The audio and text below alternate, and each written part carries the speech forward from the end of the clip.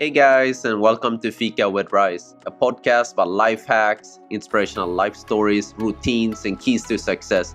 I'm your host, Freddie, and each week I meet some of the most incredible people in the world, from self-made millionaires, best-selling authors, experts, and world-class athletes. My goal is to extract their wisdom, mindset, tools so you can use them in your daily life, but above all, to inspire you. Let's get this Fika started. Welcome to episode 23 by Fika with Rice. This week we meet Jerzy Gregorek, the creator and founder of the UCLA Weightlifting Team, four-time champion in Olympic weightlifting, which he still has a standing world record in. He is also the co-creator of the Happy Body program, which is designed to improve your fitness and help people create bodies that actually function and work no matter what age and body condition. Jerzy is 67 years old and an incredible individual who's written several books about grit, philosophy, and above all, fitness. In this episode, Jerzy teaches us the importance of micro progress in life, how important it is to improve each year and never stop no matter what age, and the importance of living a humble life. This is an incredibly valuable episode with hundreds of gold nuggets that I hope you will learn from. Let's get this Fika started. This is Jerzy's story. Let's go. Hello, Jerzy. Welcome to Fika with Rice. Jerzy is the co-founder of the Happy Body program and immigrated from Poland to the United States with his wife, Alina, in 1986 as political refugees. Has won 4 world weightlifting championships and established 1 world record, if I've done my homework correctly. And in 2000, Jerzy and Daniela founded the UCLA Weightlifting Team. And as the co-creator of the Happy Body program, Jerzy has been mentoring people for more than 30 years. I'm so inspired by you, Jerzy, and it's really an honor to have you on the show. So thank you for being here with me. Well, my pleasure. Thank you for inviting me. Jerzy, I thought by starting this episode by asking you, how was your childhood and how did you become a fireman? Well, being a fireman I think, is amazing thing for almost any child, right? It simply save lives, and it's a good thing. But I was an athlete when I was 19, and I went to the fire department because in the fire department you could spend 3 years and not to go to army. So kind of you still could train, and then you would stay in your city, in your team, and then you could train. So that was really a good thing. But I never really felt what it means to be the fireman, right? So when I was going to the first fire, I remember I was in the engine, and I had this overwhelming feeling that I'm going somewhere and somebody needs me, and maybe I will save somebody. And this kind of feeling that flattered me, and I felt so good about myself. First time, maybe it was just like overwhelming feeling of being useful in life, and then I fell in love with the fire department because of that feeling of being needed, or being useful. So the fire department was something that I really love to be the fireman, really love to go and help people, and not only with the fires, but floods, disaster, and all kind of problems, even taking the cat from the tree. So that's good too. Animals need help, and people are also very they care for the animals, and when they see that animal needs help, they call fire department. So we went, and I really like that too. not only the saving people from extreme danger, but also helping them in small things. So, Jerzy, becoming a fireman was sort of like your way to escape the army. Then, is that correct? Yes. If I understand Yes. you from, Yeah. so it was not a voluntarily choice. It was just a forced choice in order to avoid the army. If I understand you. Yeah. Well, yeah, it was the way out. Of avoid the army, and the fire department was something that I could go and be in service there for 3 years. And after 3 years, I was free. I didn't have to go to army. So that's what it was. And since I wanted to train weightlifting, that would help me to stay in the city where I was and keep training. If I went to the fire department, the army, I wouldn't be able to train. I would be, somewhere else, right?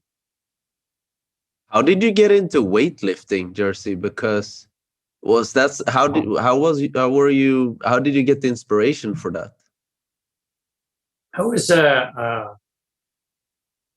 when I was in 15 years old, I was really good. I was really good at math and was good in physics, chemistry. All the science was really awesome. I really liked it. So I got myself into this best high school in Poland, in Stargard. And but I didn't have any support to do my homework, and I fell into a little bit darkness with the boys that didn't do any homework. So I lost that high school, became alcoholic, and I was alcoholic until 18. Recovered from alcoholism, and then returned back to weightlifting. But returned because I really was saved by somebody that really needed something what I had. So there was this athlete that was at this party that I was there, and then his mother threw all his equipment, weightlifting equipment from the house. So he didn't have any place to go. So I said, you can come to my place. I was alcoholic, so everything for me was okay. But next day he came at about 3 p.m. I was taking a nap and knocked on my window. And then I came out of to the window, and then so I look at him. So what are you doing here? And he said, "You told me to come, so I came." And there was all this bars and plates of the weightlifting equipment we have. And I said, "Okay, so bring it in, and then you can do the training. I will take a nap." I said, "No, let's do it together." So I was really good in lifting. When I was 13 and 14, about 2 years, I was doing some weightlifting, not really major. And then, so I'm 18 after 3 years of really hardcore alcoholism, very weak. And Mirek is pulling me into the training slowly. But it was not easy until, I didn't want to do any training with him. But I heard that, well, what about if we do some squats and then we go for a beer? When I had beer, I was on. So Mirek was pulling me slowly into weightlifting. And about half a year after, I was really without really drinking to the point that I would black out. And I really like weightlifting. And slowly I progressed in weightlifting. And then weightlifting was open to me. Then when I went to the fire department, then I had the weightlifting there too. So everywhere where I went, it was weightlifting from that point on. Wow, life gives you clues, huh? Well, I would say life happens to you. Yes. That when life happens to you, sometimes really rough, and sometimes flips, and then you lose everything. So, and I went when I was 24. I went to the Fire Protection Academy to study engineering, and then 4 years after, almost 4 years, 3.5 years after, it was 81, and it was really fight between Solidarity and the government. And at that time, they wanted to use the fire department in Poland to fight demonstrations. Well, I didn't like that one. So, it's just, I was a fireman. I didn't want to fight people. So we started a strike, and I was one of the leaders of the strike. And 10 days after, they took us by force out of the academy. They changed the name of the school. And after 4 years of study, they flipped me. I had nothing. So, life presented itself. If I went to the fire department 1 year earlier, I would be officer and I would be engineer already, and that would not affect me. But I was right in the spot that I had to create a strike, and I did it. So, and then stood by it. About 400 students were on strike, and after the government took us out and changed the name of the school and asked us to sign allegiance, about 300 signed the allegiance and 100 did it. Stay with the idea that it was wrong to do what they did. And this 100 is still today staying after 40 years. December 2nd, it was 40 years anniversary of the strike. And they still stayed with that amazing idea that you are not going to turn us into the police, right? Or we are the fire people, and then we're not going to fight people. What happened to you, Jerzy, after that? What were the consequences of you demonstrating and being one of the leaders? I was underground, working for Solidarity until 1984. I was associated with Jerzy Gregorek, who was captured and murdered in 1984. And then I received the message that I have to go. Otherwise, I will be also, in danger, my life. So I decided to go to Sweden. Living in Poland was tough because I always loved Poland. So it's not like I wanted to go to US. Poland was always, the country. There was something in Poland that I really loved to be there, and people, and the way. I guess if you are born in the country that you like everything. Even today, when I go to Poland, it's just amazing. Poland is free and is dealing with its own difficulties, like America does. But it's free. It's free to make its choices. It's free to make its own way. And I like in general what I see in Poland: the growth, the progress, the stability, consistency, ability to adjust to the Western minds and keep working with micro progression and building a better country. It's beautiful. Really like it. I'm honored that that I fought for that country, which Poland is today. And you arrived in the US, and Arriving. You arrived from Sweden to the US. I went to Germany first because from Sweden I couldn't immigrate to US. Okay. Not a NATO country, so I had to go to Germany, ask for the political asylum there, and that's what I did.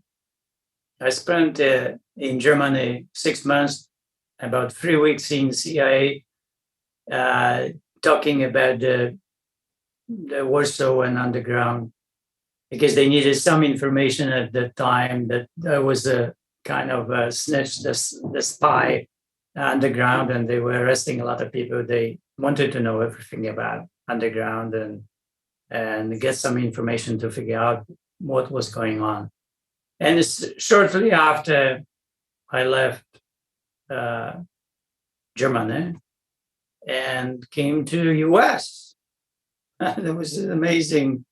I was 32, and we had a really big luggage, one big backpack. And Anila said we had to go put our wedding rings inside because they are metal detectors and so on, right? So she did. And then our destination was Detroit. And we put this big luggage, on a belt going to Detroit in New York. We landed in New York. And then when we landed in Detroit, our luggage didn't arrive. So we lost it, never recovered. And we had $1,000 only. We saved $1,000. And then we had only clothes, what we had. And that's how we were. That's how all began in US. And Anila was upset about losing the luggage, but they said, well, life wants us to be clean. So America happens to us. Clean yourself and start from nothing. Jerzy, what I love about you is your positive attitude. Where does that come from? Because from every story that you're telling, like you always are coming up with the positive side of it, Well, there's always solutions, right? I always, I try to raise my daughter in that idea, and I was always telling her, Natalie, there is always a solution. When she got upset about something, I said, okay, there is always solution. There is always solution. Let's find the solution. So, that, I don't know, my mother maybe passed this on me. She was always telling me, you can be anything what you want, what you decide. So, but she was telling me all the time, over and over. And maybe one day, I really embrace it, not mentally, but through whole my body system. And there is always a solution, right? So you just need to find it. So otherwise, you can get upset, and then you go into the area that you just don't want to be, right? So you want to be in the area that you're looking for the solution, and not really complaining and blaming people and being upset because, pain happens to you, right? And that's what I said, that, life presents itself to you. And sometimes, people go through life and doesn't present any danger, but sometimes it present really danger or losses. Huge losses.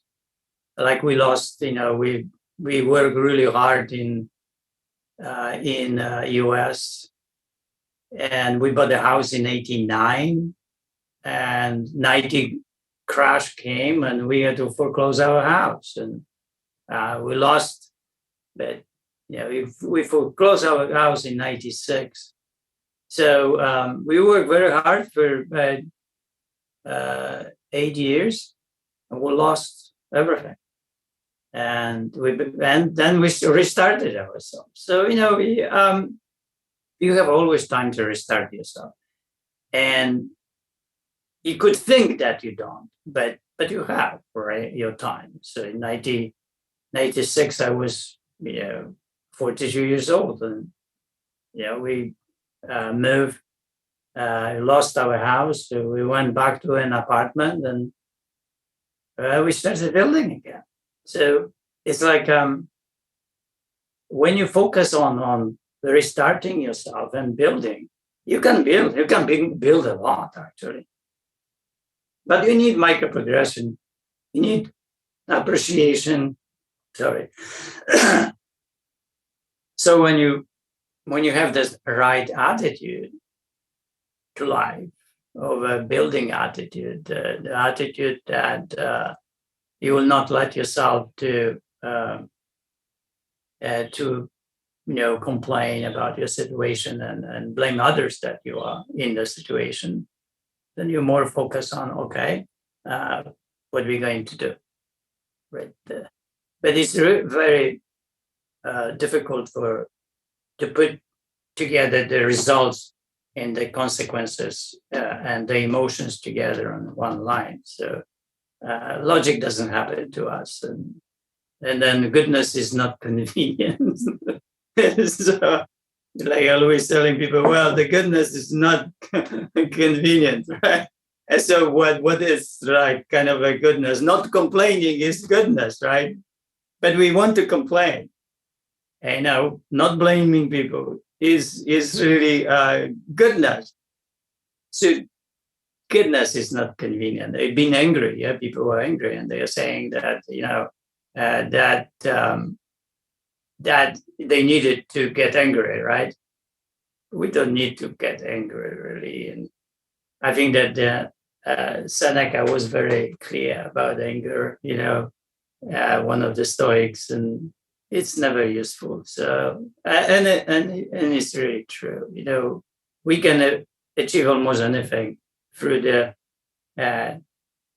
calm way of approaching the problem.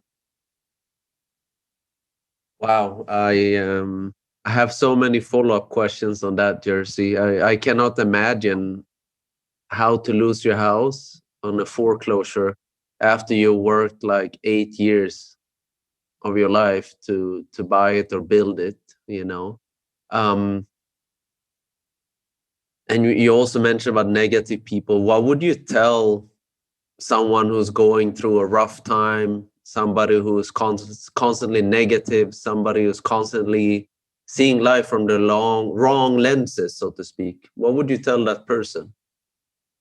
Well, first you need to focus on what you are really and how much you can do. And then it can be very little that you can do. And we usually focus on the big world. And then, like Marcus Aurelius said, we suffer more in our imagination than in reality. The reality is there. It's like no matter how hard that reality is, it is, right? So we usually make it bigger than it is. So losing the house is huge, but also really simple little thing. It's not everything, really, right? So you still have you and your wife and maybe your children, and then you will adapt. You can find your way. You can find the work, and then you restart yourself. So the focus has to be on acceptance of your situation and how much you really can do. So where I, can you work for $5 or you can work for, $10, $15, right? You restart yourself, but you can adapt, you can accumulate and build. If you have that attitude that focuses on positive, on building system, but not really destructive system.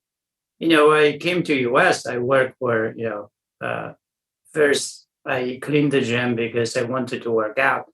And then I worked for $5 per hour. And Anila, worked for $3. She was working this record company. And then, we shared the room with, so I'm 32, right, at that time. And I shared the room with somebody that was coming from Germany with us. So we slept in one room, Anila, me, and my friend, and we paid for this $300. So that was our start. And then slowly, when we accumulated a little bit more money, we could go and rent ourselves a one room somewhere else. But during this time, it was 87, January 87, our situation, it was 2 months we were here, and our situation was really rough. We didn't have work, and we were this Polish woman that gave us the shelter for 2 months and really helped us. That was our angel. We found our angel. So, the other thing that if you're really a good person, you mean good, you will find good people, and they will appear. And Lydia appeared for us, and then she really helped us. She let us live in this second house that was in the process of building. It was cold, and the house was built halfway, but she let us sleep there and then live there. And meantime, we were looking for a job, and then she took Aniela for shopping, bought her some clothes because we had only clothes on ourselves, nothing else. So meantime, we had this Polish friends that said that we have to apply for welfare, that we are in the situation that we really need help. So we went to this place in Glendale and we applied for it, and then but it took time. So in January, when I started working, for $5, and the money was coming. So every week I was making money. And we know we are very simple people, so we live very simply. We didn't spend much. We were able to live out of $77 for all the food for the whole month, and we were able to do that. we knew how to buy and where to buy food, and how to live out of very little. We had this room, that kind of a small shack that was in Burbank, that we rented for $300. So our all expenses were maybe $400, right? So it's like we were able to live out of $400 in US, right? Because we just, we bought our clothes in second stores, and then for $1 I bought the shoes, and you can really live out of very little if you are willing, if you accept. So the checks were coming from welfare, maybe February, but we were already set up our living, so we really didn't need the checks. So the checks were collected, and I put into the drawer those checks, and eventually, when it was $4,000, I remember. So I said to Aniela, let's go and give them the checks back. So we took all the checks. We went to the welfare place in Glendon, and I said, yeah, the checks, we applied for the help, but we don't need help. I said, that's the whole independence idea, that if I took these checks, it would mean that I am not independent, right? It's like I couldn't do it to myself unless it was real. So the woman said, but you can have those checks and you still not make enough, money. Probably for another year, you can collect all those checks. And I said, no, I don't want those checks. They are not for me. This money, you give to somebody that needs this money. I don't need it. So you give all the money back. So you see, you have to have a strong sense of freedom and also responsibility for that freedom, and then independence. It's important in life, because if you have that, you will find yourself, really. You will find, because you will always find this, you will be on the search toward the solution. And that solution is is important, right? That you focus on solution and not focus on that you will never make it, and that you will never make it. The negative thought, it can destroy your good life in front of you. There's no such, if you have love between the family members and you really care, you can live out of so little. I mean, so little. You don't need really much. So I think that would be good if we could teach that to homeless people and people that really they need to stand up, how to live, simply and from very little. Jerzy, I think a lot of people, I think not only homeless people needs that. I think a lot of like more well-off or average people need that support too, because we live in a world today. I'm not going to use the word consumption, but I would like to use the word options. We have so many options, right, Jerzy? You go to a supermarket, you can buy 50 different types of chips, 25 different types of milk. And that gives you decision fatigue, or you become comfortable with whatever that you're buying, right? How do you have any advices to people that want to strive to live a more simple life? How do you go about doing that? Sure. When we were in Sweden, we cook for ourselves, right? So, we received some money to support. I was with my friend, and we lived life there, but we had to cook. So we had this. The kitchen was in this place where we were waiting for our political asylum in Sweden, and then we cook. So, but we wanted to spend very little money, right? So mostly we ate pasta, right? We made this pasta. Polish pasta is called when you get some flour and eggs, you mix everything, and you take the chunks and put into the soup. We get the soup out of the chicken, usually legs, but for very little, and then some pasta, some little bit veggies. It was very little, right? But it can be very filling.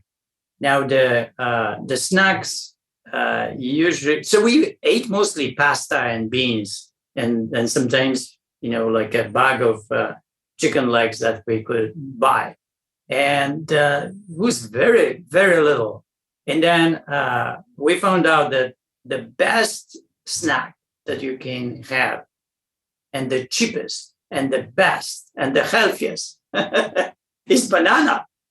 And even banana today in America is the really awesome solution for people that they don't have money. And the banana, or organic banana, is about 30 cents. Even organic banana, not organic, is 25 cents. But that's about 300 calories. If you have 3 bananas a day, you don't have even $1, right? If you like beans and rice and you add a little bit veggies to it, right, then you can have a meal for less than $1. I know your dinner can be $1 or even less. Like sweet potato, you can have a sweet potato as a dinner. 500-600 calories, you pay only $1. So the wisdom behind living very healthy, my saying is, if you are poor, you're destined to be healthy. And it's true, right? Because the food that is actually healthy is very cheap.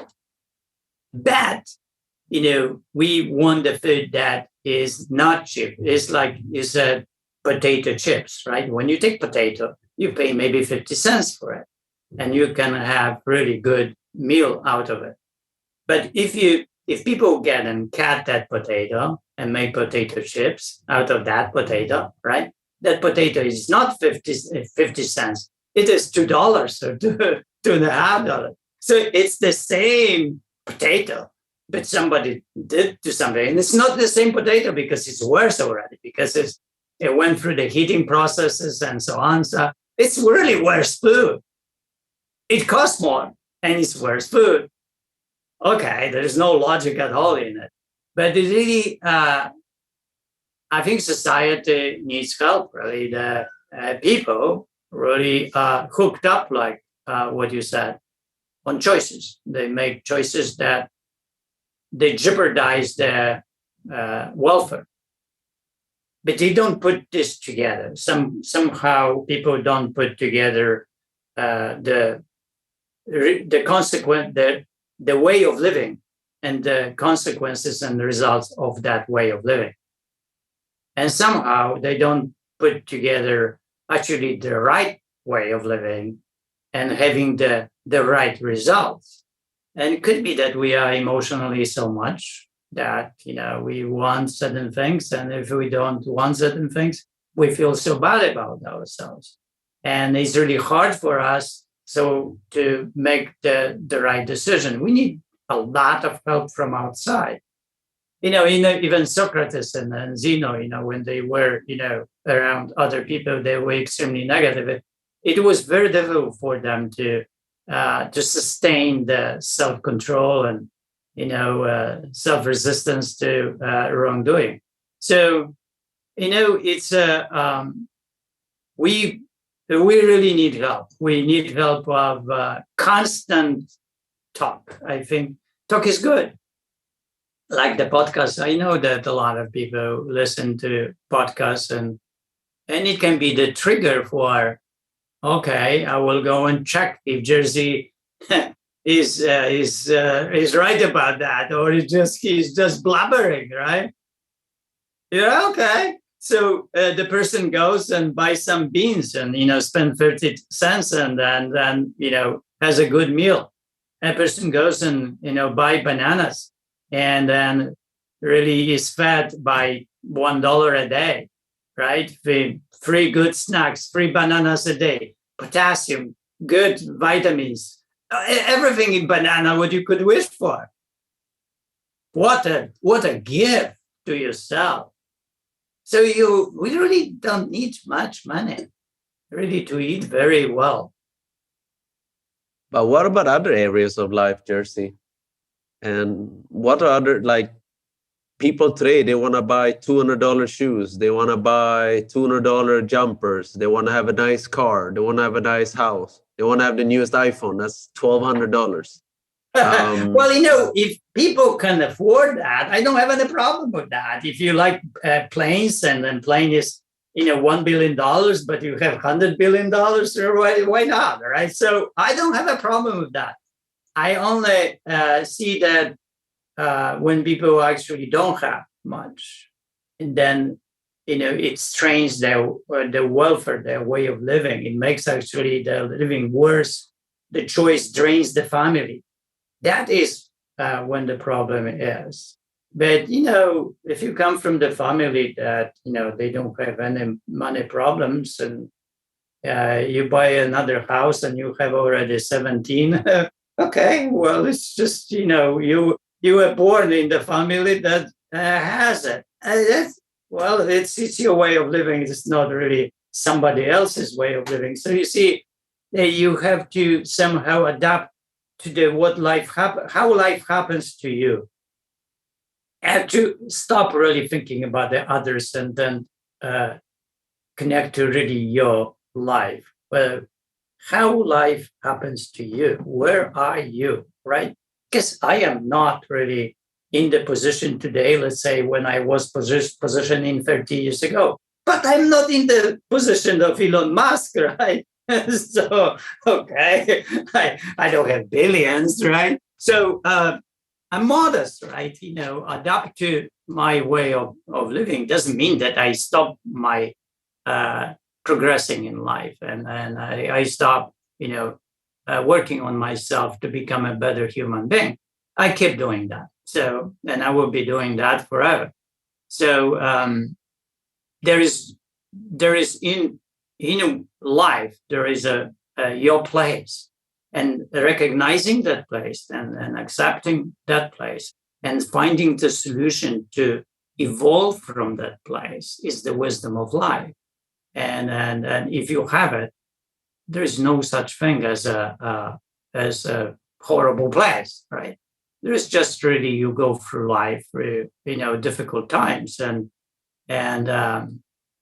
if you focus, as I said, on something that is a solution, you'll come out of it.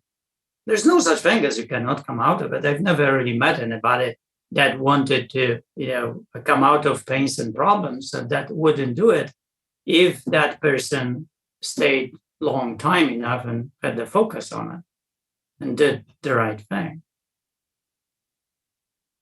Jerzy, you mentioned Stoicism 3 times already.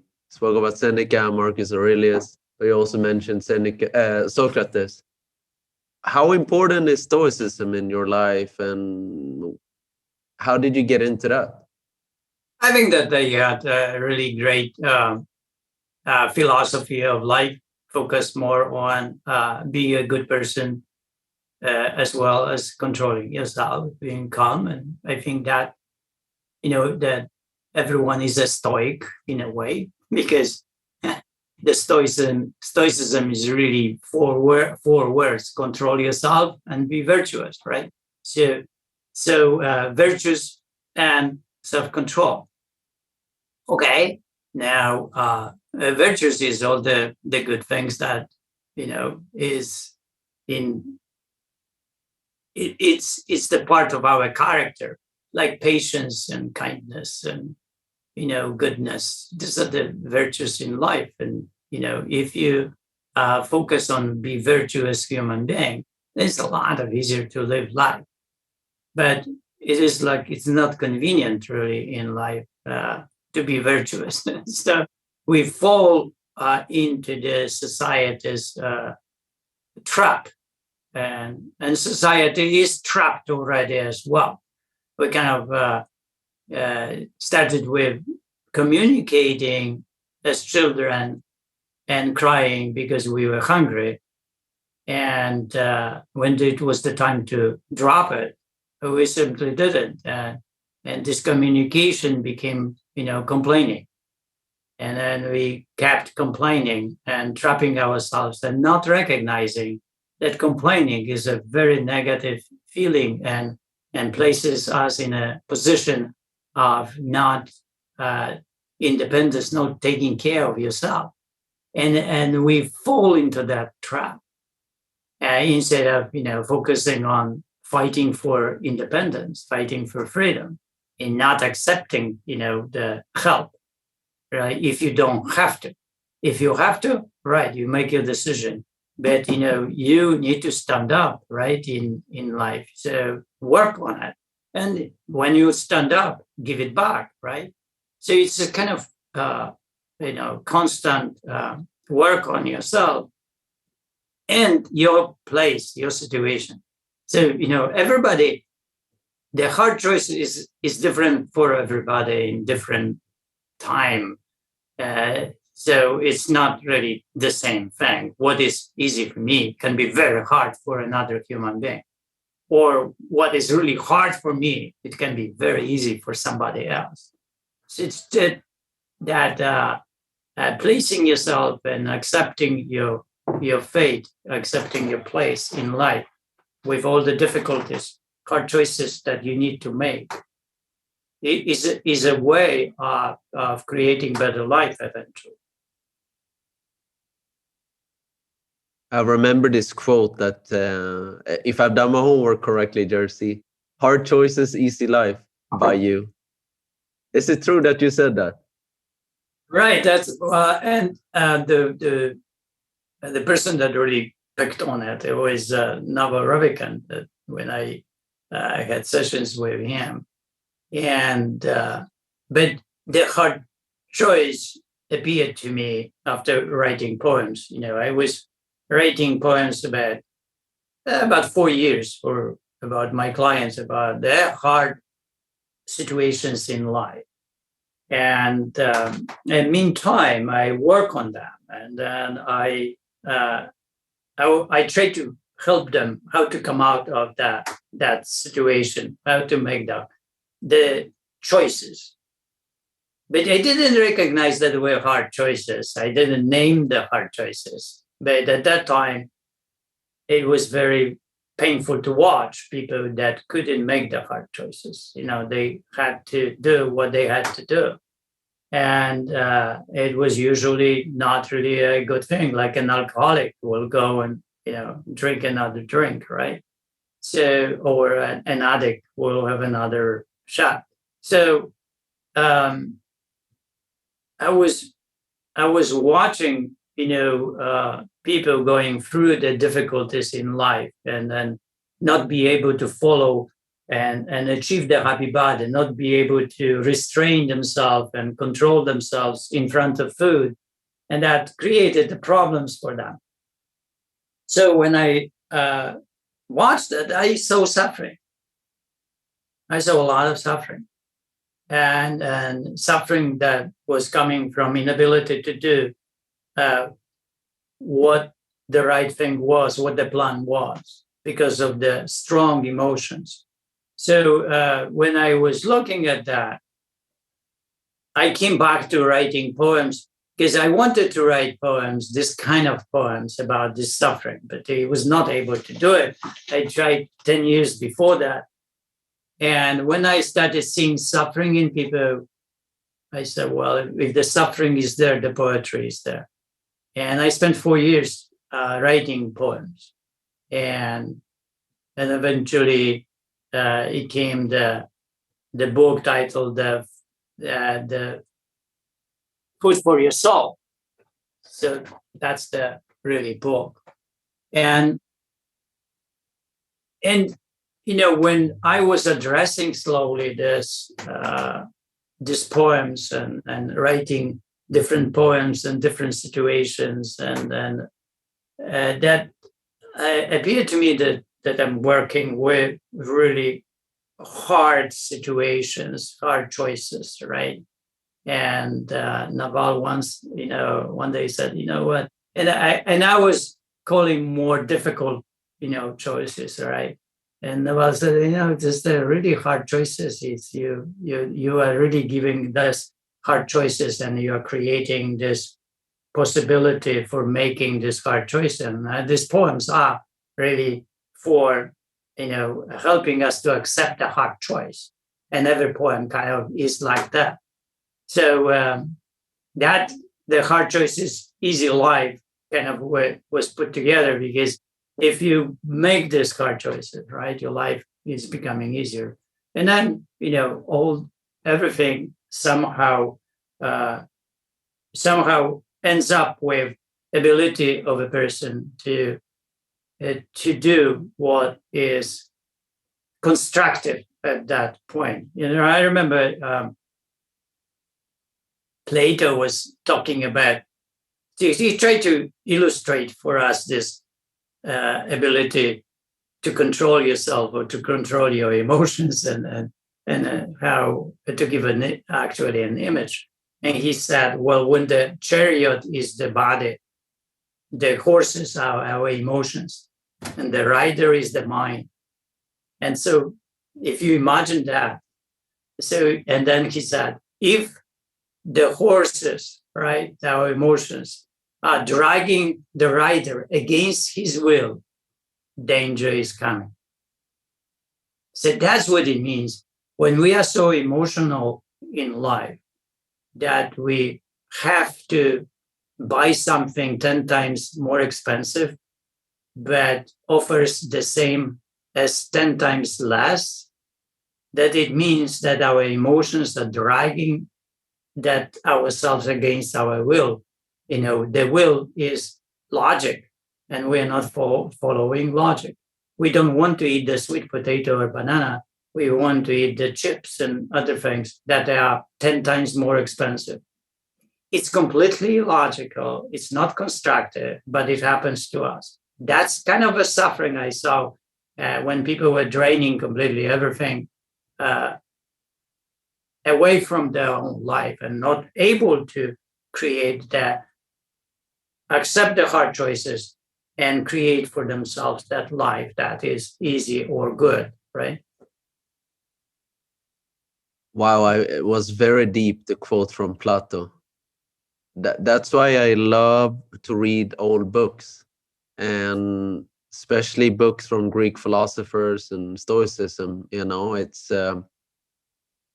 I like to Yeah. read like 1 or 2 pages each day Yeah. because I feel like it's so deep, Jersey, that you need to digest it, and I like to reread it, and I find my life richer that way, in a weird way, but richer, and I feel wiser.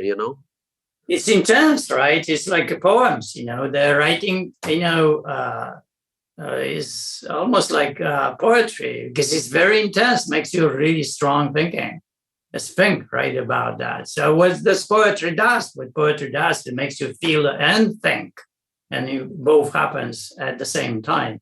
But this intense mental approach with the Stoics had, it is so intense that makes you think, but also makes you feel at the same time. It's just like you would go from the kind of a extremely logical approach, and that approach built out of the right words that actually touches us deeply inside our body. And that's amazing for me. I read Seneca's letters. Wow. I start really getting in, it sends me like a poem into my life.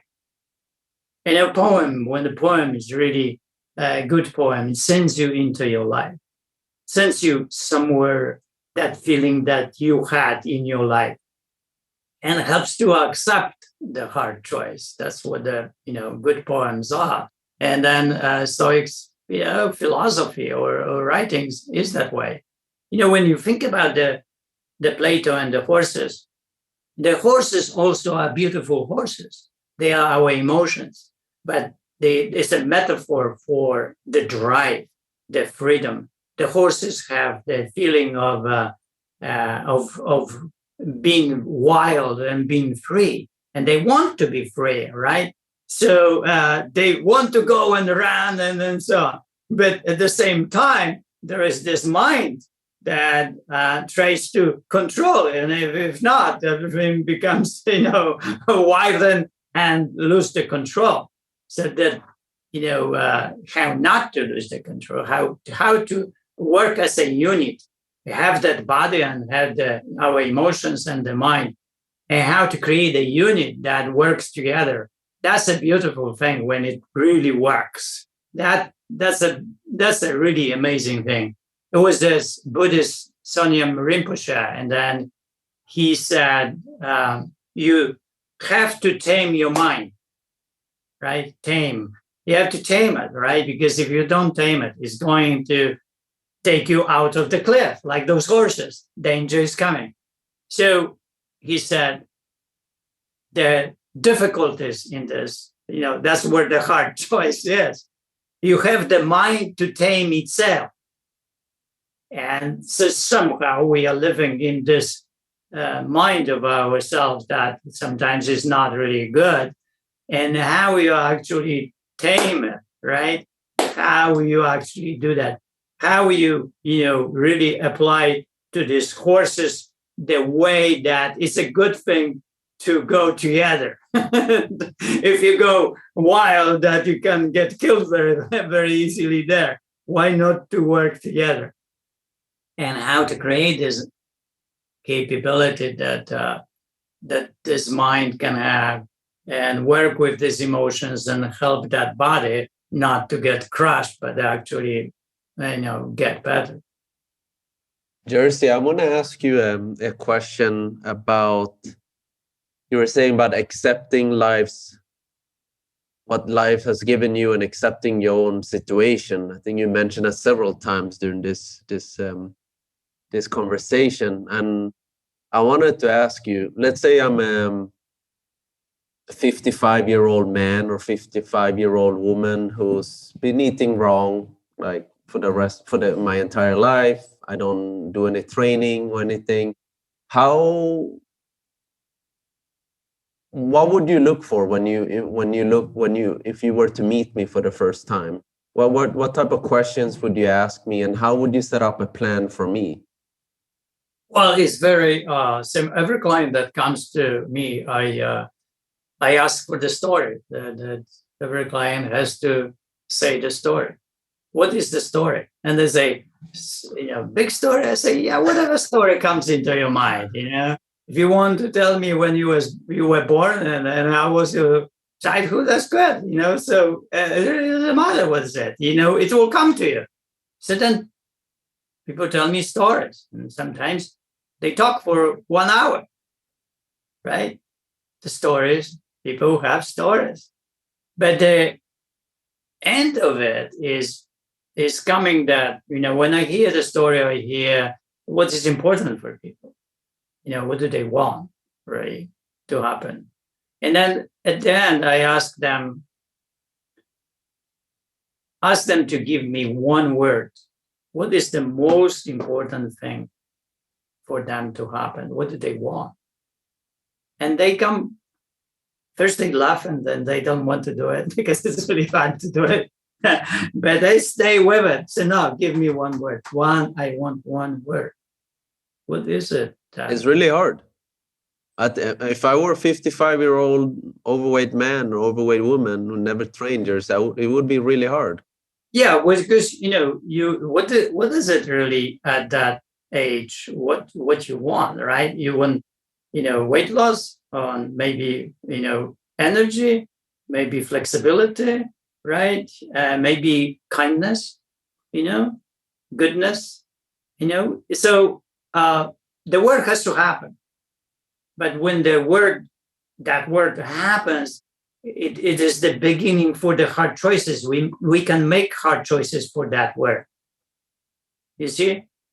So it has to be something big. It has to be something extremely important. And you begin there. What is it that, you want? I mean, really you want? Big. And when you spell it, when you say, then it gives the beginning for the journey of 5 years or 10 years to create that. Because, another thing, that goodness doesn't happen, after 3 months, or, big changes do not happen over, 3 months or half a year. Usually when I communicate to people, we need 3 years, 5 years to create that. Are you okay with that? And most people are. And if you give them a plan, if you give a plan to a person, and then you say, in 5 years, you will be a lot better than today. And that's an amazing thing, right? So for some, maybe, for some wouldn't be. But I have this 64-year-old that came, and he stood like at the table when I was with other clients. And then he said, I have to tell you something. And so, okay, what is it? Gib Myers, an amazing man. And he said, you know what? I came here, I was 64 years old. And today I am 76 years old. So I spent 11 years with you. You mentored me, you coached me. And today, after 11 years, I'm a lot better than I was when I was 64. I am 75 or 76, right? And then he said, but that's not the end. I can do today things that I couldn't even do when I was in 20s. So I taught him full snatches, and I taught him, how to snatch, how to do clean and jerk and pulls and all weightlifting stuff. And he had 2 hip replaced and 1 shoulder. With all of it, was capable of full flexibility at 76. And now he's 79 or 80. Came to me about a month ago, still doing full snatches. So I think that one thing is we need imagination, and we need the proof that these things are possible, right? That helps a lot, because I think that role modeling is the biggest power, the empowerment, and then helping the one that wants to help the others to change. It has to be really a good, great role model. so that's why I tell people, never hire a trainer that is younger than you. I love that. Never do it to yourself. When you hire a trainer, has to be older than you. Then that person is capable to actually find your existence, right? Find your existentialism. Where are you? What is capability that you could have and what is not, right? The body that is 55, the breaking, the aging happens to that body, and how to help that body. It's very subtle. Micro progression has to be. And usually when we are 30, we want fast and then big things to happen to us. So, we can do very well to destroy people, but not really help them to get better. To injure people would be the way, right? So,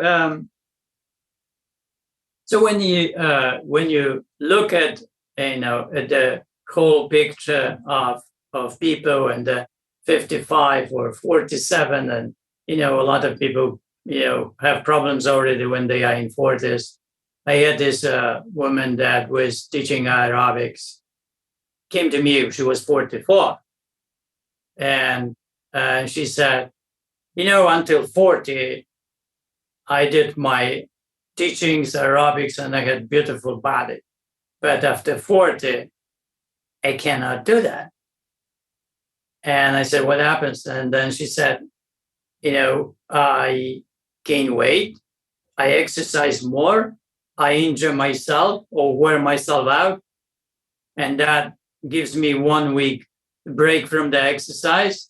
I cannot exercise. Then I have a problem with the food, and all the cycle, repeats itself. I said, well, I think it's time for you to, to learn to embrace the wisdom of life, what the happy body is. And I can teach you that, right? And that you will know now how to create a balance in your life without wearing yourself, without injuring yourself, without beating the body down, right? The body is a beautiful thing, even in the older age, but it has its level or the capability, and you have to really know what is capable of. And then when you know that, you can train that to that 80% of the maximum, let's say, and you are in the really safe zone. But there is a lot that body can actually do. when you compare to what people are in 80s or 40s and 50s and 60s, when you know the records, when you know the capabilities, then you know how far they can reach. And usually they are very low. So that 64-year-old man, could actually improve a lot and become 80% of the world, champion at that age, right? So, but it requires certain practice, requires habits, requires, plan, strategies on the way. The whole journey has to be set, right? That's why, we created the happy body to create this skill of living, this way of knowing what is the existentialism we are in. What is our situation? When it comes to the whole physical existence, what do we need? Can we get better? In what way? How much of it? And so the whole thing, the happy body, was created to give people this solution to the lifestyle problem, because lifestyle creates a lot of conditions, a lot of problems that we end up to have. And there's let's say, high blood pressure or, and other, similar conditions. And then when there is a solution for that, right? So the happy body is the solution for lifestyle. If lifestyle creates the problem, lifestyle can solve it. That's the situation here where I am, right? So if lifestyle creates the problem, don't try to get the pill and get rid of the problem, right? Because the life simply saying, if you're overweight 40 pounds and I can cut it out, right? I took it out of your body. Suck it out. And now you're going home. But you're going home with your lifestyle, with your brain that is 160 pounds, not 120. You're 120 pounds now. But your lifestyle, your believing system, your likability, everything all around is following 160 way of living. So if we don't help people to think and believe, if we don't create this lifestyle of 120 pounds, we cannot succeed. So we have to make a lot of hard choices on the way toward this 120 brain, right? And that's really a lot of hard choices because there's a lot of emotions on the way, a lot of transitions, and a lot of micro progression, and it's time. If you have time, well, Seneca's first letter, time, right? So the time is given to us. And if we have time, we can make great changes. So it's like, we talk about the 55. 55, okay, it's 55. Not old, not young, it's 55 years old. It doesn't matter, right? 55. Yes. What matters that 55 can get better. That's what matters the most, right? So, and it could be that we want a lot, right? And if we want a lot, then it will prevent us from the journey. I have this father who brought his cerebral palsy boy who was 25 years old, barely speaking and moving, lethargic. And he wanted him to be normal. And he wanted him to be normal so badly. But he can create some kind of, situation where the boy can go through. But you need years, right, to create. So I started coaching this boy.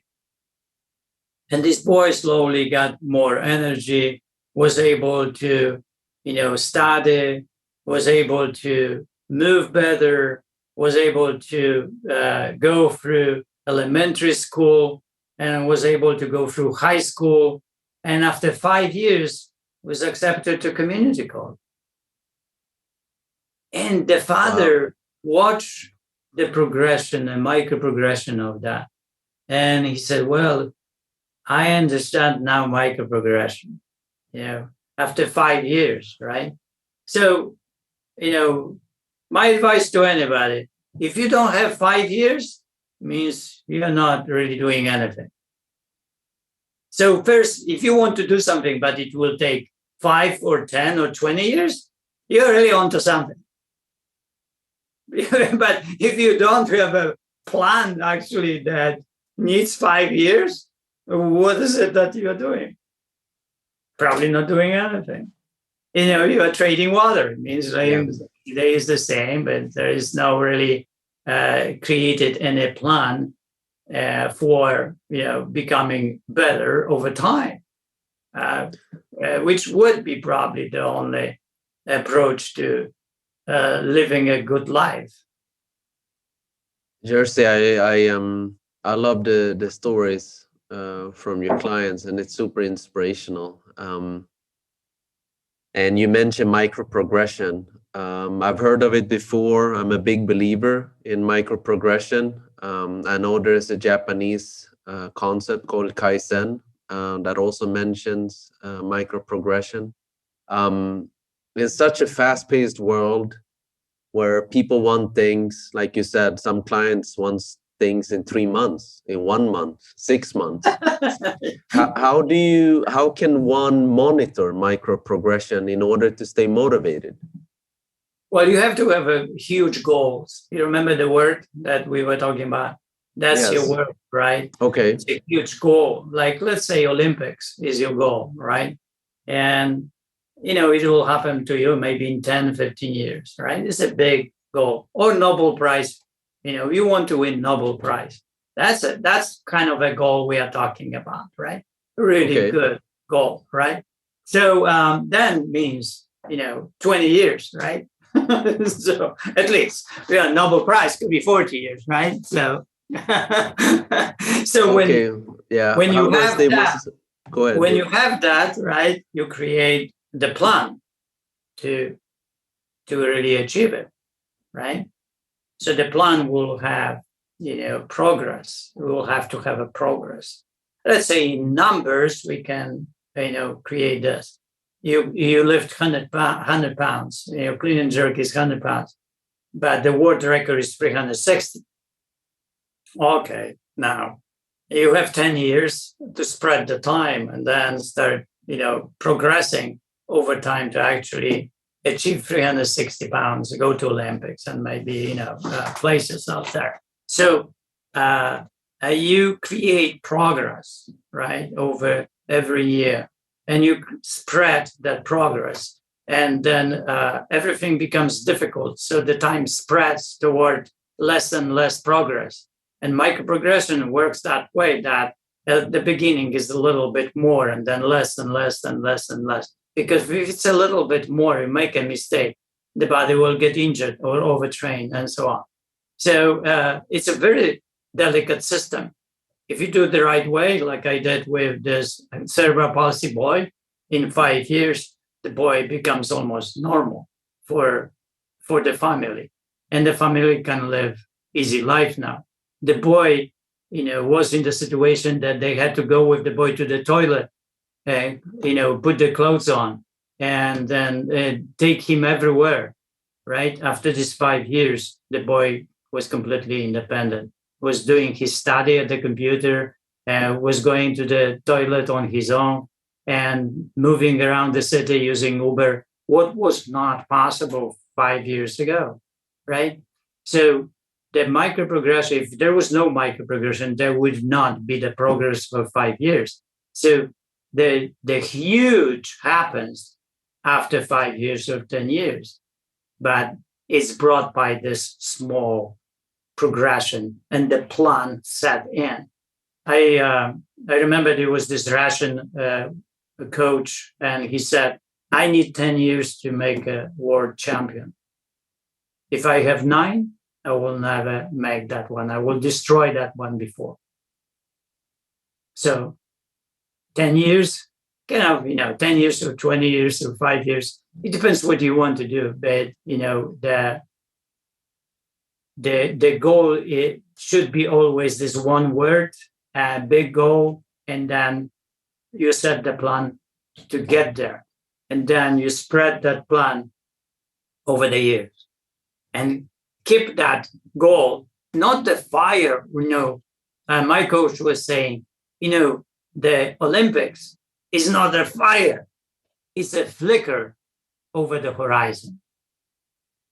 Flicker.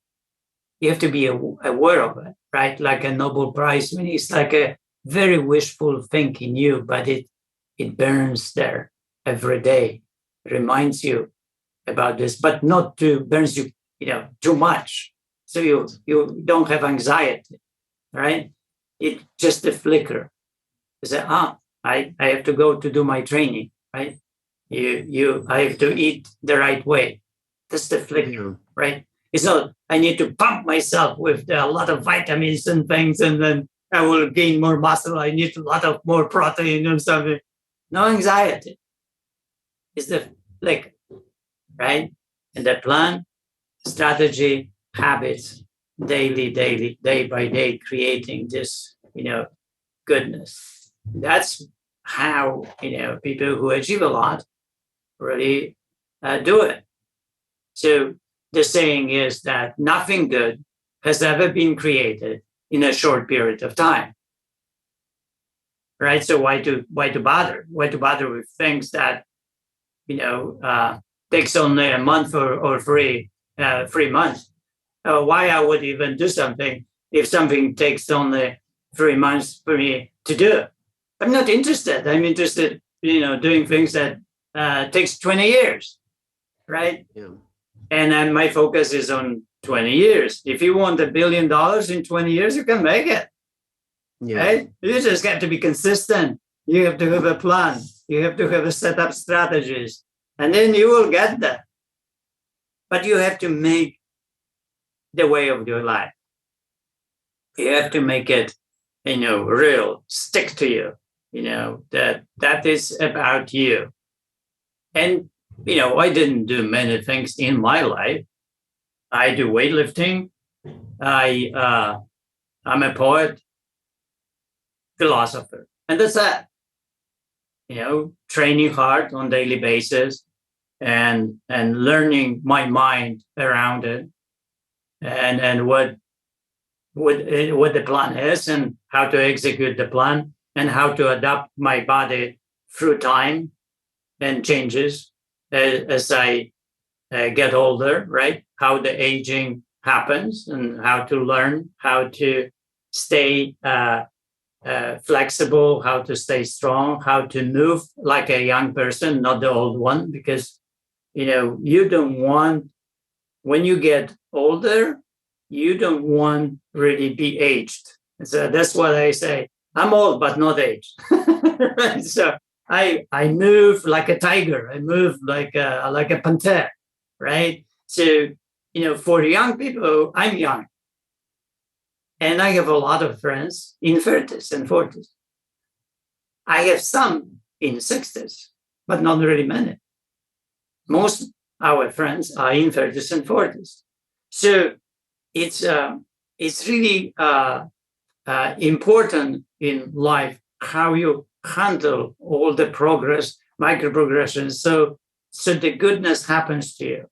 And you have to be like Stoics, say, the nature created you, brought you here on the planet or the whole universe. You happen, right? Okay. So if you happen, then there is something has to be around you that needs to be done. So what is it? Well, what Stoics say that you are responsible for being here, responsible for your own growth.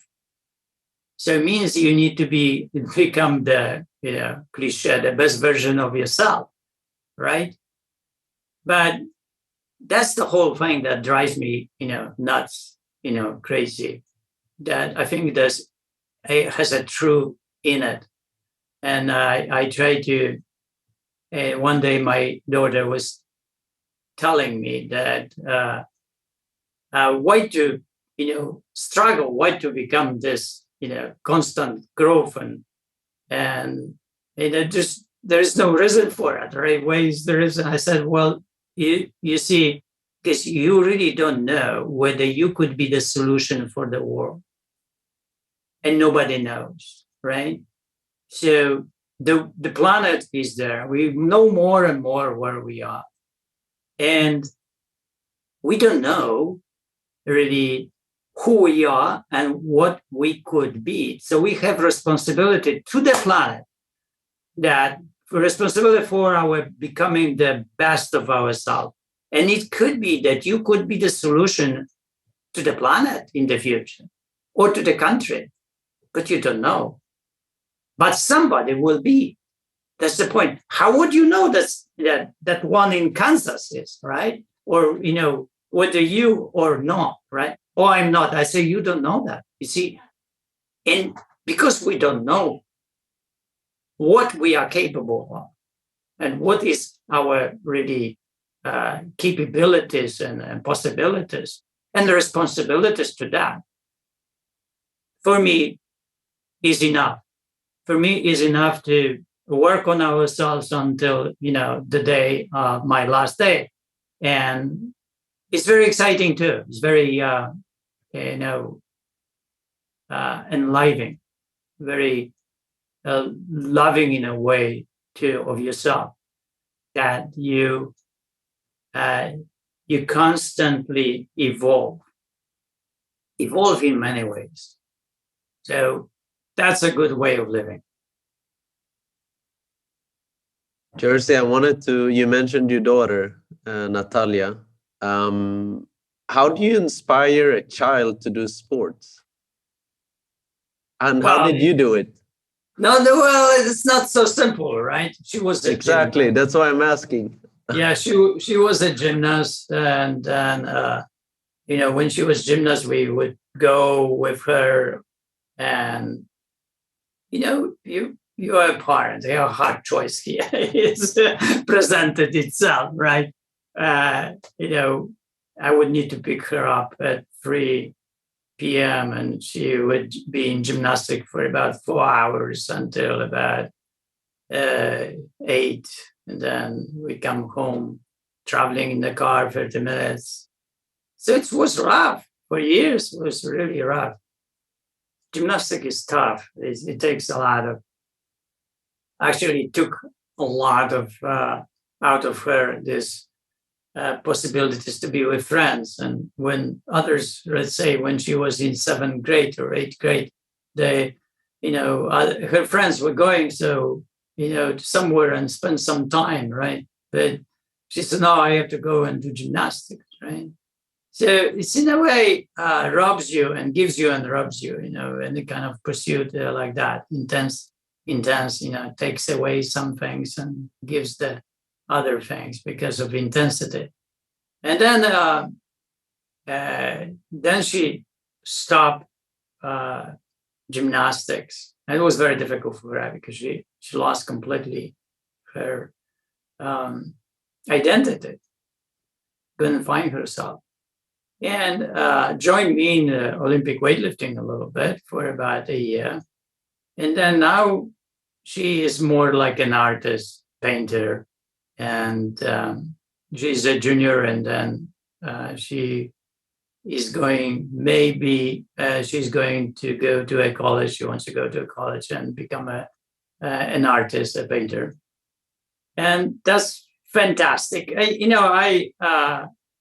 I'm always for people to support people in whatever they are. And I told my daughter, right, I will always support your choices. And it doesn't matter what the choices are, you have me. I have your back, right? So if you want a simple life, I will be there. If you want complex life, I will be there. I will be always. So, and there is always solutions. So no matter how tough, life becomes, you call me and I will be there for you. I will just drop everything and come and help you.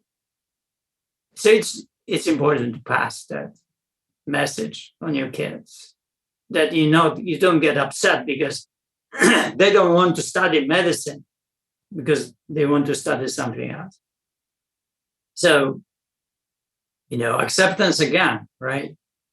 You want friends in life and you want your children to be your friends, right?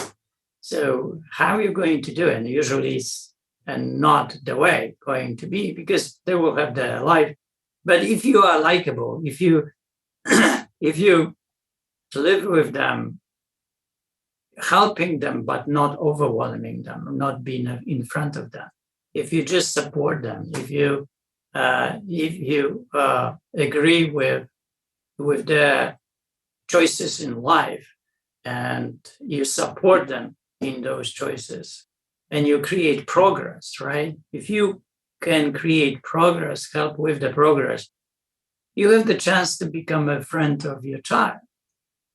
But if you fight their way of life, they will reject you, and they will go and live their life, and you can be left alone, right, in your own house with your child living somewhere. It's a very sad story. It happens to many of us. So if you're a parent, be careful. Be careful, how with your own upsetness and your ego. Usually we have egos and we want our children to do something else, right? That they want to do. Explore what they want to do. It's if it's good, it's not a bad thing, right? I'm not saying that if my child would like to, be an alcoholic, that I would be okay with it. No, I wouldn't be. But if you have the situation that your child is, then you have to somehow connect to it to pull out, like Mirek was pulling me out of alcoholism, right? So that's sometimes the life is very, very difficult, and sometimes you're inspiring is not in the right position. So you have to be careful how you engage with other people. And when my clients come, I'm in tune to their life. I listen to their life, and I listen to their struggle and try to see where their acceptance is failing of the hard choices, and create the ambience and atmosphere for days and weeks and months so they could accept the hard choice, because that's the only way of progress. So not forcing others to do certain things, but helping them to become. So the hard choice is theirs, it's not mine to make, right? So it's if you do that way, if you help people that way, they will embrace the hard choice, and they will grow out of it and grow with the hard choice. And then maybe one day, they will tell you, hey, oh, thank you. Maybe not, but it's not important, right? What's important is that you are there to create the space and the very subtle way in the mind that the mind is willing to lean toward the hard choice. That's a really beautiful thing when it happens, because that's the beginning of, more self-control, the beginning of progress, beginning of, maybe creating a plan, maybe looking into life as a bigger picture.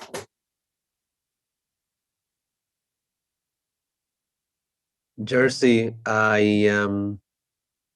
you're so wise, and you have so many advices, and I think everyone, by the way, or to all the listeners there who are looking for this big change in your life, check out the Happy Body program by Jerzy. It's an amazing program, but you have a lot of advices, Jerzy, and I'm going to ask you for your advices to what would you tell all the 20-year-olds, 30-year-olds, and 40-year-olds that are listening? So let's start with the 20-year-olds. What would you tell them? 20. Well, focus on education, I think, and focus on really education. The college, you're in college or you're going to college, right? So, and take time to connect to professors or one professor, right? Teachers that at the college level, professors really love what they do, and think about that. Life is not really so clear. That subject is just subject, like math, and professor doesn't matter. They matter. The teachers matter. Mentors matter. So if you really love something at the college level, find the professor and try to become the apprentice.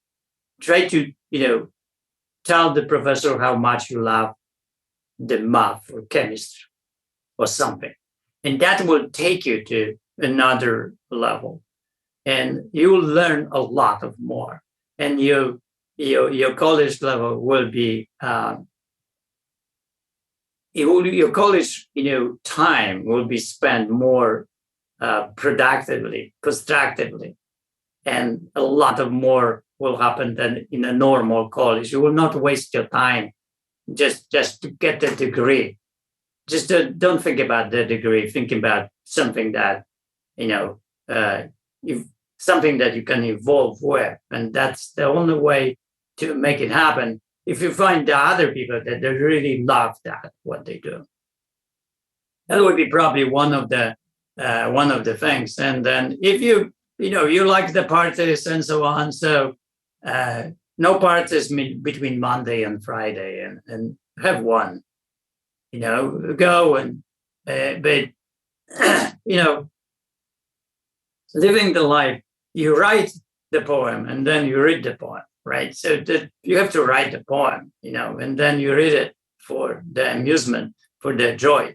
So spend a lot of time on work and little time on fun.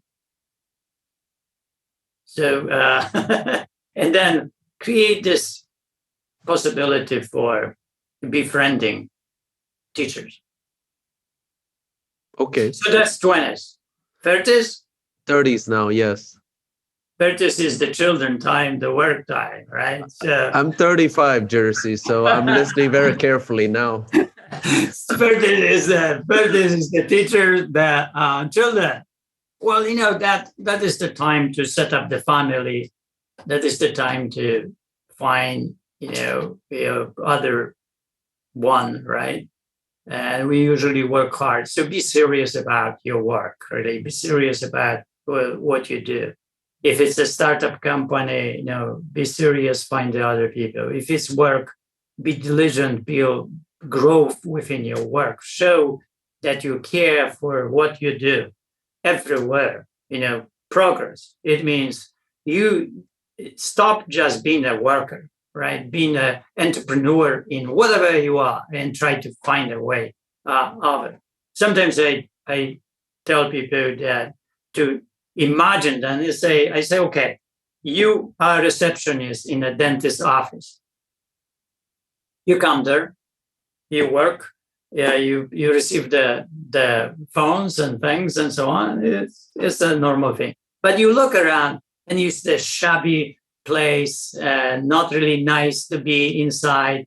So you decide really to do something about that. You talk to the dentist that you want to paint here, you want to replace this furniture, so people have more pleasant. Then the dentists don't care really much. They will give you a little bit money for it. And you create this ambience, the space of pleasantness. And you create, and then more people will come and then want to be in that place. And they will like the place. They will send others, right? So you are the receptionist, but you are not really a receptionist only. You're the part of the whole thing. And that's how you show yourself. And the dentist will come and say, hey, well, it's amazing things you are doing here. Wow, thank you. We'll give you the raise. Here it is. So you see, at that time of the work, don't become worker, become an entrepreneur, become the person that cares about whatever you do and make it better. Create possibility for better, one of the things. The other thing is the relationship. This is the time for maybe to have children. And if you decide that you work on yourself, actually, how to be a parent. How, it's just the time when you have children. This is the time to understand one thing, that children really will become your life. And, you have to be okay with it. It's the hard choice. So you kind of, this is time to live for your children and to give them what they want and create this goodness in the family. So you become a family man, right? And not really, children are not the objects that live in the family. My parents treated me like an object. streets, street was where I grew up. But, I watch a lot of families, how they care for the children, and how devote their life as parents to raise the children. They kind of limit the life of their life before, and they start really existing as a family. So when you're ready for the family, then you're really ready. Thank you, Jerzy. I appreciate that. Make decisions, right? And children would be good to have.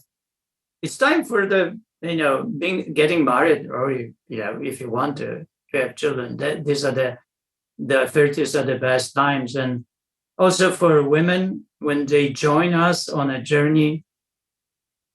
Today the time is usually late 20s, early 30s, right? The best time for a woman, and then so you are 35.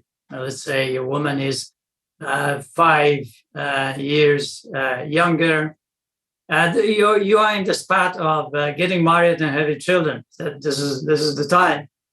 Thank you, Jerzy. Yes, I got married in 2016, so it's been 5 years. And okay, you did it already. So I got one checklist there done.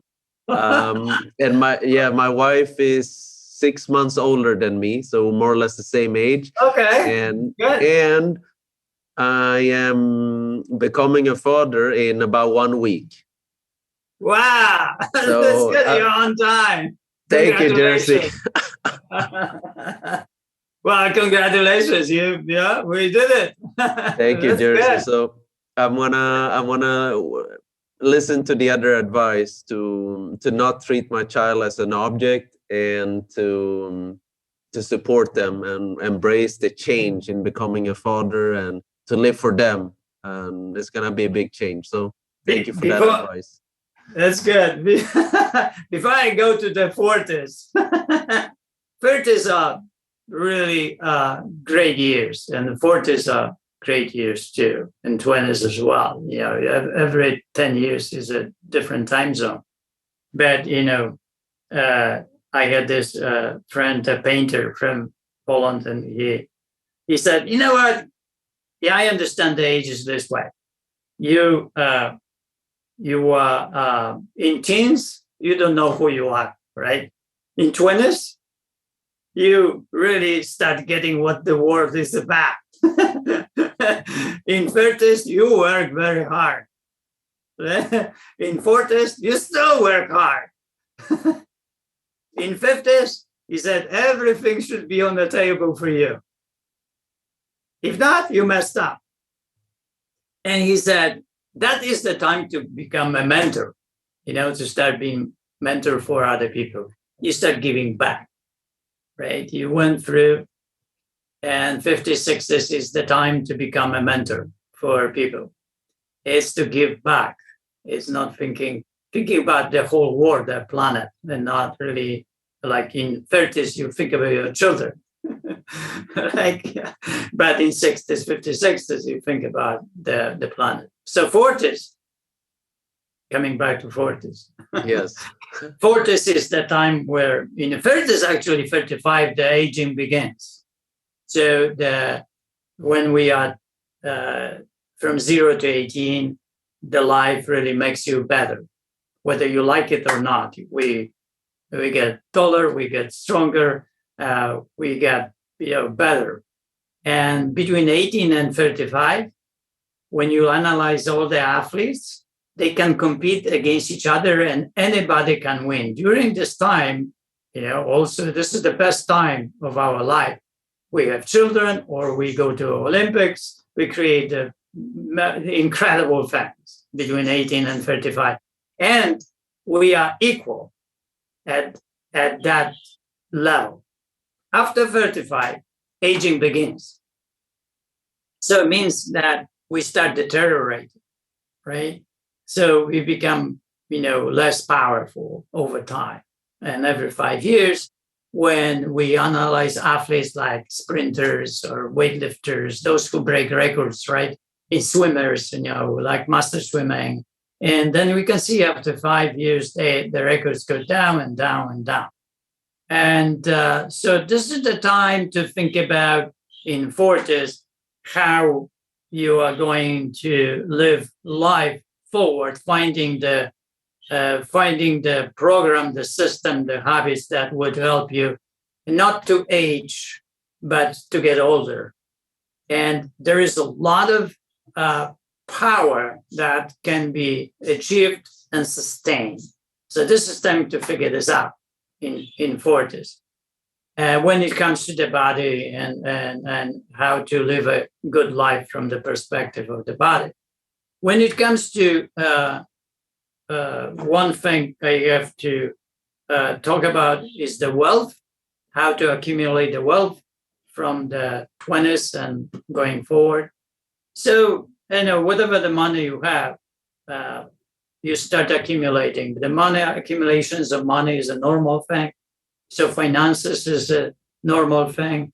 Put $100 a week or $100 a month into the compound way of growing wealth, and keep it growing, because you will need it when you have family. And these are the maybe hard choices because you want to spend this money going to restaurants and things and so on, right? But then it's that delayed gratification is one of the hardest thing to learn in life. And if you want to give yourself a gift, that would be delayed gratification.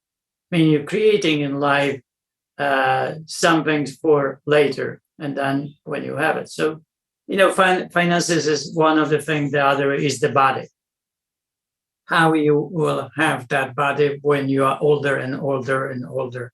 And, we live longer, and we want not only to live long, but we want the quality of life, right? We want to, live with the fun and enjoying skiing and surfing and, traveling when we are in 60s and 70s and 80s. Just enjoy it, not only, existing and barely walking, but, having that life that is the quality of life, not only long. The last thing, you work on yourself to be a kind person, a good person, like embracing compassion. And this is the time in 40s, start really getting it. What does it mean being compassionate human being? Focus on seeing people, everyone, in a good, way. So not putting people down, and get rid of the complaining, the blaming, and sarcasm. Just get rid of it. The anger. Work on yourself so you don't have it. Restrain yourself. Control yourself. Start working on that, because it takes time. It takes 20 years to not to complain. so you start the process in I think 30s.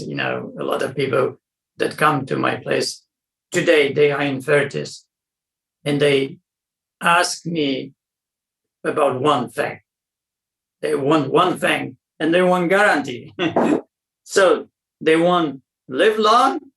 They want to live long a healthy way. They want to be happy on the way. They want a plan for it, and they want guarantee that it's going to happen. It's a tough sell. The happy body is a perfect way for you. Right? Yes. But you in a way, you have to learn how to enjoy life. Enjoy every moment. The present moment is important for you, and the present moment life only exists. It doesn't exist in the past or in the future. It exists only one now. Yeah. When we talk, that thing only exists.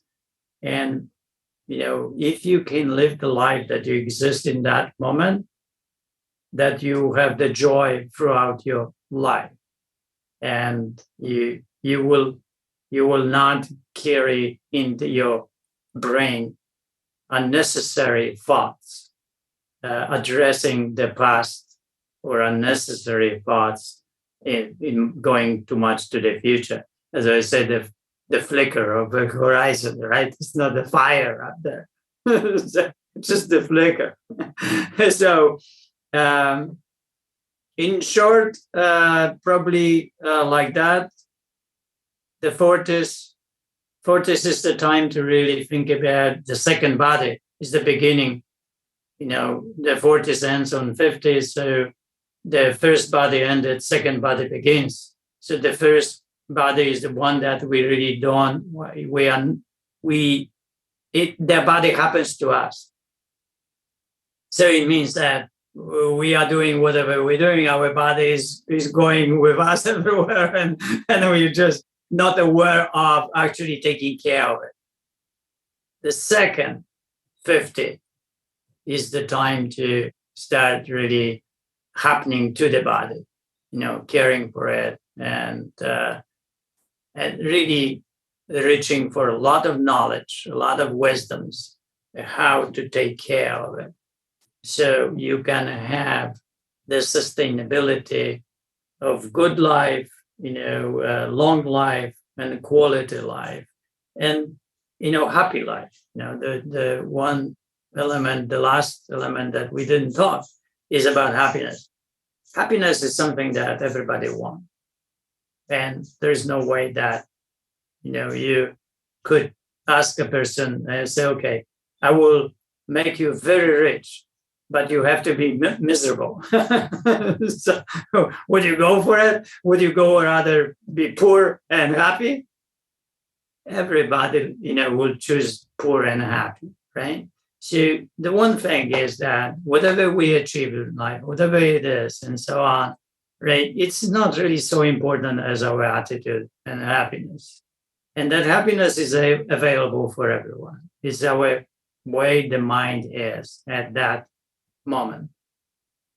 The hard choice is how to create that plasticity of the mind that actually not only knows what's right, but believes in it. It's not really scared of dying, or it doesn't have the fears, and then is accepting any situation that is very hard situation in it, and it's okay with. It's like the mind picks up the day and starts working on it. And as I said, the attitude is an important factor here, the most important, because we want to be happy, right?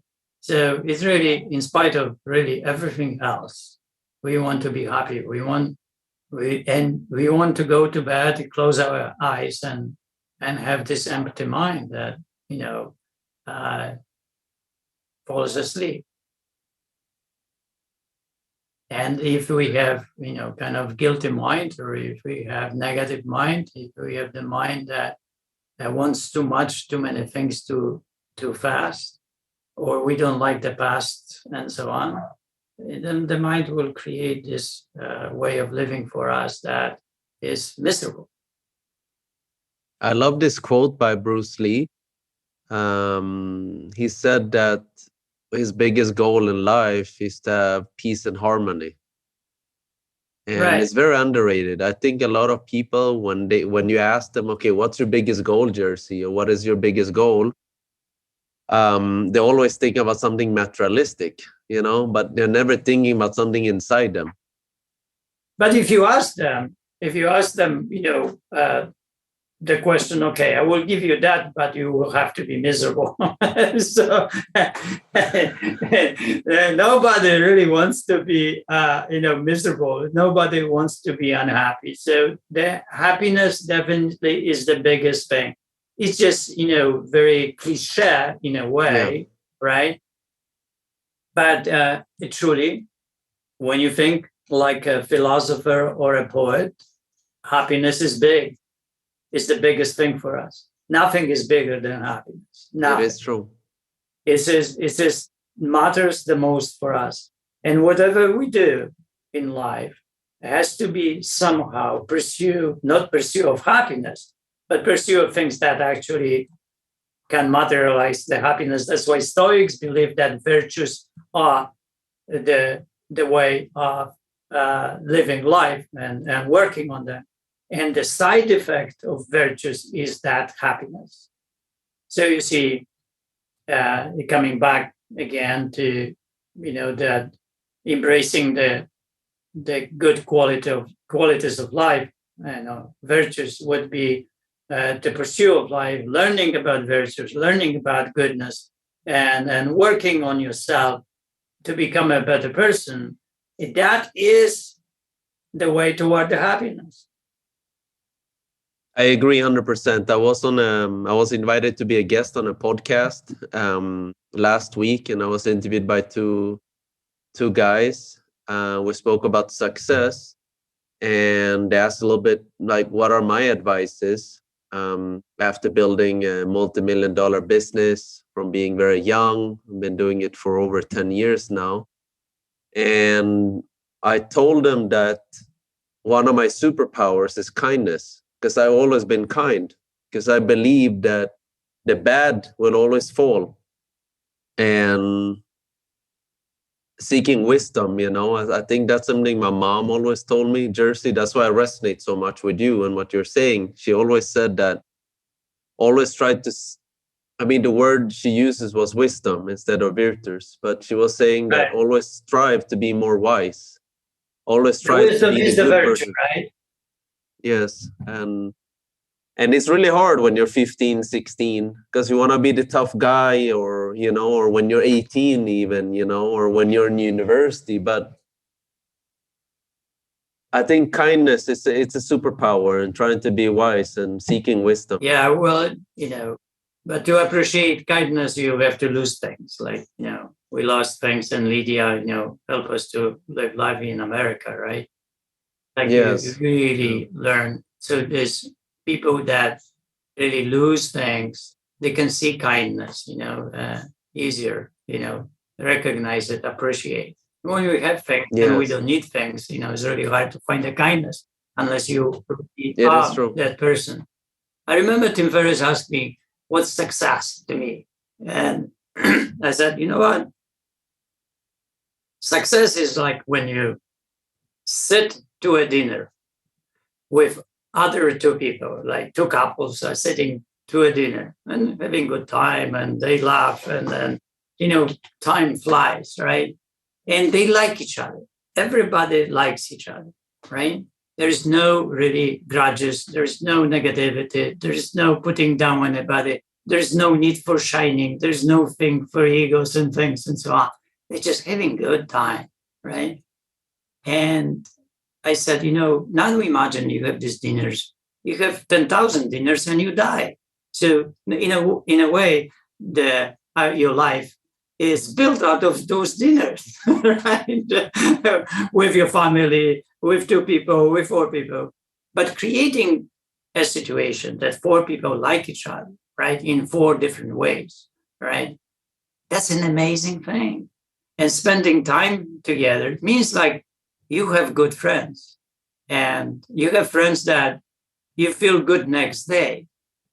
Sometimes we have dinners with people when we have hangover next day, right? That's not a good story, right, for ourselves. But if you create friends like that, you feel good during the time when you actually are with them, and then next day you feel good also. You are successful. You are very successful in life. I love that, Jerzy. Thank you for sharing that with me and the audience.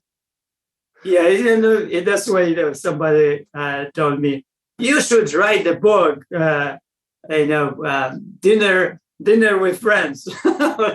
It's a good topic. It's a good topic, Jerzy. Yes, but at the same time, like happiness is so subtle that it very easily simply not understood and not really see how big it is actually, right? Like spending a good time with friends, how important it is, and how successful you are when you're actually spending that time with your friends and you're enjoying your evening, and next day, and also you discuss the things, and next day you feel good about yourself and everything. We have like about maybe 3 couples like that.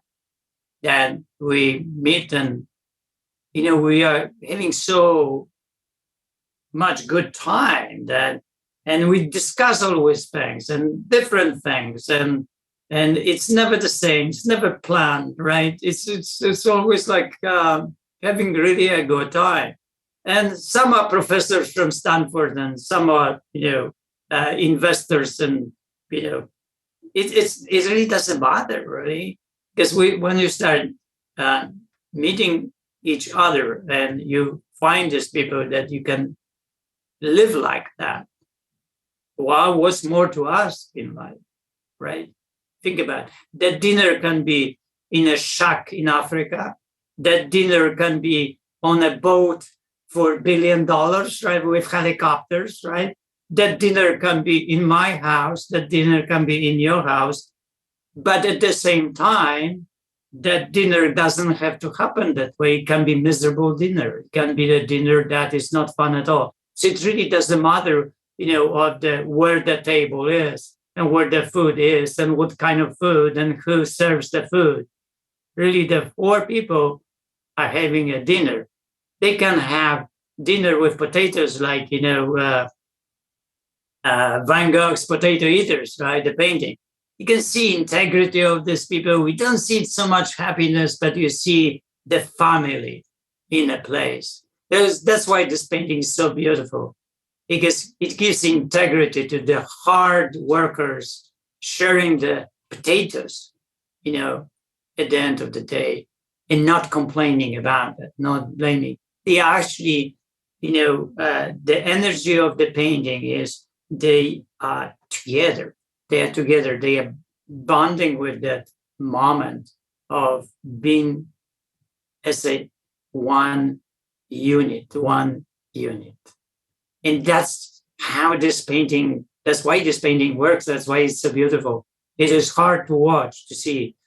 But at the same time, the love is everywhere in that painting. Jerzy, that reminds me of, I don't know if you know what the blue zones are in the world, but it's certain zones in the world. Okay, amazing. For those listeners that don't, it's where a certain big concentration of people that live above 100 years old. Me and my wife were obsessed about that. We bought books, watching like YouTube documentaries. That's what we talk about during lunches and dinners. So we went to Sardinia, not once, twice the last 2 years. And we went to network. We went to let's look up and let's meet some old people and let's talk to them.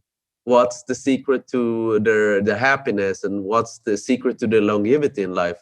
And they said exactly what you're saying, Jerzy. The community, so friends and family. They said a lot of walking. So they would walk from 10 to 20 kilometers a day, very slow, but constant movement. Yeah, shuffle, a kind of good life, right? And number 3, homemade food. The kind of like the happy body was created to be like a gardening, like an exercise system that would be this walk, this gardening, right? Not a really big thing, but really exercise, but not really much, right? So, but the good thing about what came out of what you said is that you actually want to ask people how to live long life, that they're actually 100 years old. And it's really the funnest thing is that when I watch people, when they are in 30s and 40s, and they are telling people how to live long life, especially MDs, right? And then it's just completely, what's going on? Yes, the best way to learn that you go and talk to people that they are 100 years old, like with this trainer who is, 20 years old and coaching somebody who is 50 or 60 years old. Yes. Doesn't have completely sense. It's illogical. It's not going to work no matter what. Yes. So here is the same thing. Yes, to learn to live, a long and good life, you have to find people that live long and good life, and from them you can learn that, because they are the ambience of that, what the good life is, and long and good life. It's amazing. I watch this too. I'm really inspired by people that they have zest. They have this thing. They are 95 or 100. And they are digging and they're repairing the the fence or something. So wow, that's amazing. But they also, like in the championship, they come for Masters, Olympics, and they can be 100. I saw this 102 years old sprinter, when he was sprinting. Amazing. Just like, wow, right? It's like, if you want to live a better life, right, you need those role models. Yes, absolutely. You need to actually see what's possible and be thankful that they are there, because if you find them, what a gift. My gift was, when I was in Melbourne, I competed, and Charles Henderson was competing. He was 80 years old. When I saw what he was capable of, I said, wow, if I was 80 years old and I could be like this, that would be amazing, right? So amazing. He clean and jerk the weight higher than his body weight at 80 years old. You go to the gym today and you will not find people in 20s. Maybe 1% of people will be able to do that. In 20s, 30s, no matter what they are. Here you have 80 years old capable. So that gives you, the idea. I always live the idea, if one could do it, I can do it, right? And then it's true, because, the belief, of course, is the opposite, that, this is the world champion, right? I cannot do it. No, don't believe such a thing. We are at least possible. Everyone is capable, at least 80% of that world champion, and 80% is awesome. And then what in the happy body is that we are teaching people to reach for this 80%, not the 100%, but the 80%. 80% is, everyone is capable of 80% of the best. So, having this gift of people that, give us this image, what is possible. It's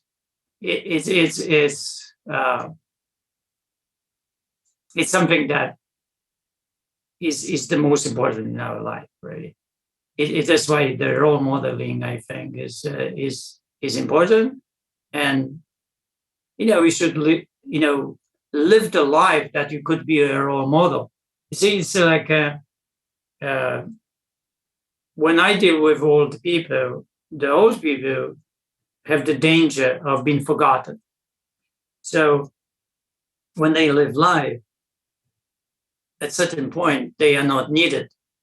So they retire. When they retire, they need it even less. So when they have families, and families like them, so they can be around. So my message to the old people is always, you are responsible for being needed. So whatever it is, but you create through your life the possibility that somebody needs you. And if you create that you will be with other people. But if you abandon that idea, then you have the risk of falling away from people and living the life alone and lonely, being forgotten. So when we go through the time of retirement and so on, we have to create some kind of wisdom, something that young people would like to hear, like you want to hear what I say. I'm, 67 and I went through a life, right? And then if I have something to offer, you listen to me. But if you have nothing to offer, forget about Jerzy, right? So this is important for all the people to, to work on. And I see sometimes, some people accumulate money and now they lend money and then engage in startup companies. And they can be 80s and 90s and they are really engaged. And the money helps them to get engaged. My way of life is more, or wisdom, professors, they can be in 70s, 80s, and still they teach at universities. So, my message, never retire. You never retire, and never think about retirement at all. You can accumulate the money, but, you create the way of life that you don't need it. So it's like, because you will never retire. And if you do that you will keep your brain young. As soon as we retire, then we end the possibility of the mind that is not engaged and is not struggling, of not really facing the hard choices. It goes into sleep and it becomes slower. We become more sluggish and we slowly sit on a chair and we don't want to move. And then we are getting into depression because we are not engaged with other people. It's a serious stuff, when aging, somebody said aging is not for sissies, right? So it's yes, definitely. But at the same time, it requires from you a lot of work, making a lot of hard choices to have this, good life when you age, with, becoming this mentor to the young people and actually have something to say, have something to offer. That's why, when we work through our life that way, that we become something that is useful for young people. And that should be very important for older people, to create that young people will not just, be with us because we are old. No. You have to create something that young people will need or like, and they can like to be around you, right? But that is creating this beautiful personality, this happy personality, this personality that is kind and good, and the young people will tolerate you even if you are old to be around. They will like this kindness. They will like this your attitude that is good. And even though you don't have money, whatever, but you will be likable. You will be okay to be around young people, and they will want to be around you. What a beautiful way to end this chat, Jerzy. Amazing advice to all the 60 and 70-year-olds out there in the audience. Jerzy, where can people find you online? Where can they go to say hello to you on social media and so on? And where can they learn more about the amazing, the Happy Body book? So there is the Happy Body book. It's on Amazon, of course, right? This is it. You start from that book, and then there is the happybody.com, the webpage. You can read a little bit more there. And the book is good to start, like reading a little bit about what the plan is, why the plan is there, right? And then you go to other books that we created. We created a lot of like the poetry books and dialogues and this is like the book is about, I got this, creating the grit in your life. It's a kind of good book to listen to. It's all philosophy that we created in the last 10 years to support the plan.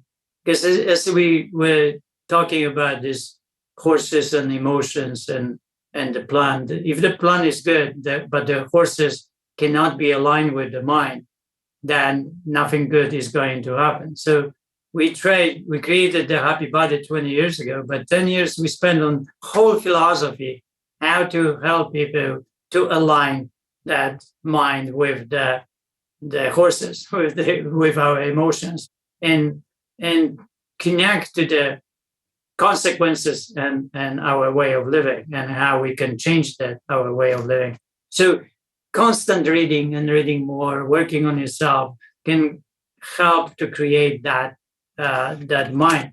There's another one that's really good when we created that book, Virtues, so daily practices for the modern Stoic. And at the end, and the other side is 1 year will pass, right?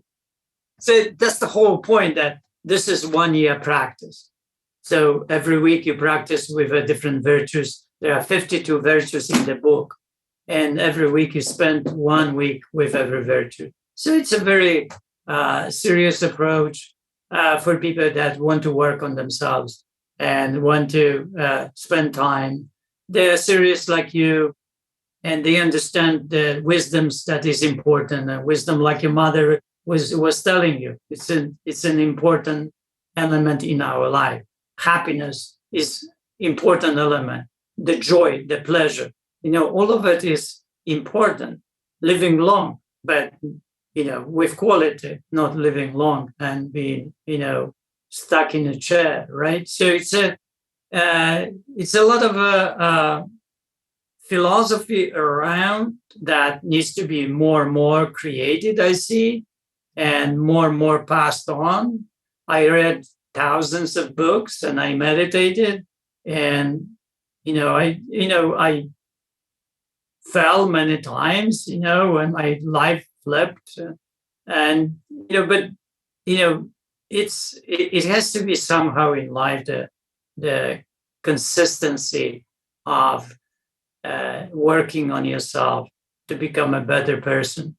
And if you are irritated because of anything in life, just go or open the book and start reading, poems, reading philosophies, or go to the kitchen and make soup.